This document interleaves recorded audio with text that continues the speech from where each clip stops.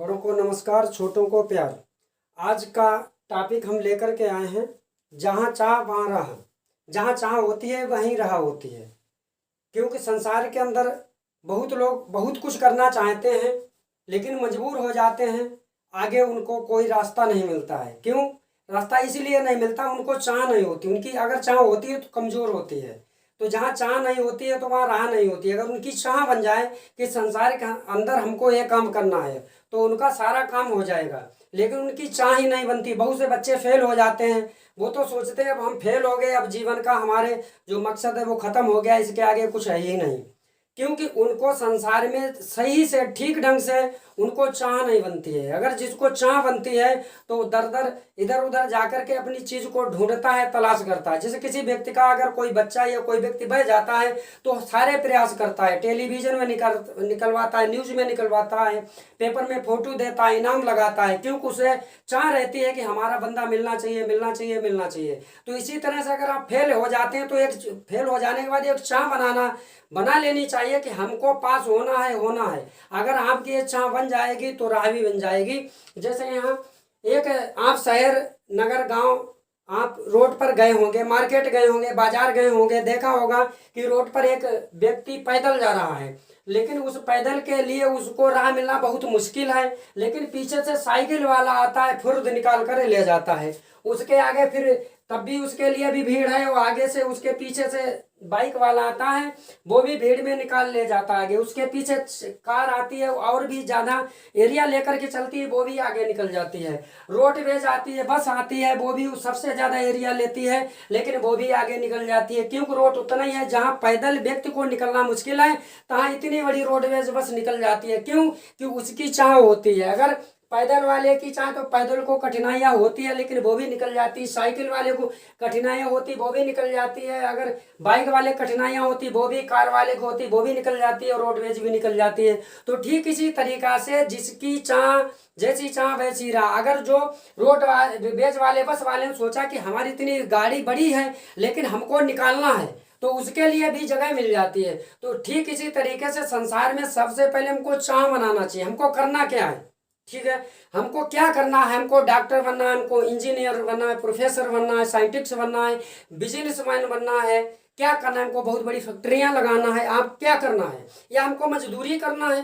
ठीक है, तो सोचना है कि हमको करना क्या। सबसे पहले चाह बनानी है, रात ऑटोमेटिक बन जाएगी। जैसे द्वापर के समय की बात है, भगवान श्री कृष्ण द्वारकापुरी रहते हैं, उनके मित्र सुदामापुरी रहते हैं। सुदामापुरी और द्वारिकापुरी की काफी दूरी है बीच में। उस समय कोई साधन नहीं सुदामा के पास, न रास्ते के लिए ना था कोई सवारी का साधन है, ना था खाने पीने का साधन है। लेकिन एक दिल के अंदर चाह बनी कि हमें अपने प्रभु, अपने बचपन के मित्र से मिलना है।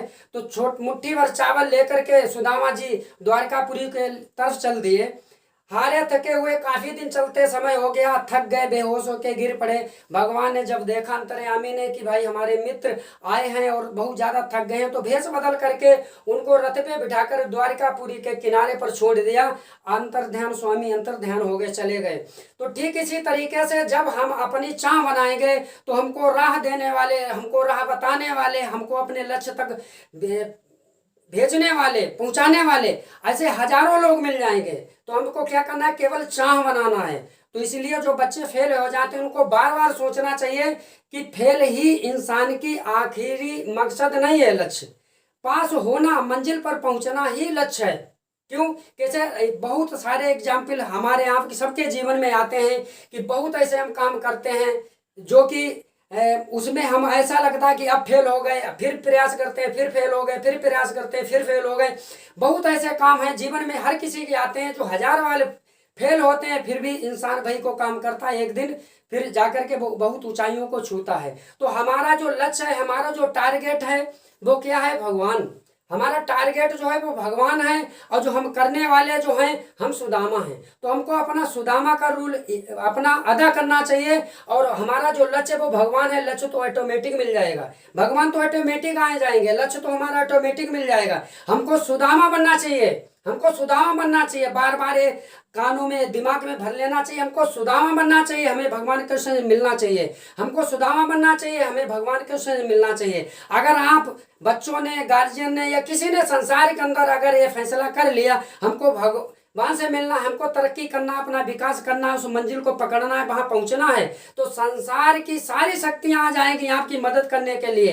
एक प्रेमी जी मोटिवेटर नहीं, ऐसे लाखों मोटिवेटर संसार के अंदर मिल जाएंगे जो आपको अपने लक्ष्य से अवगत कराएंगे और आपके लक्ष्य तक पहुंचाने के लिए मदद करेंगे, आपकी हेल्प करेंगे, सेवा करेंगे। इसलिए आज का हमारा टॉपिक यही है कि जहाँ चाह वहाँ राह।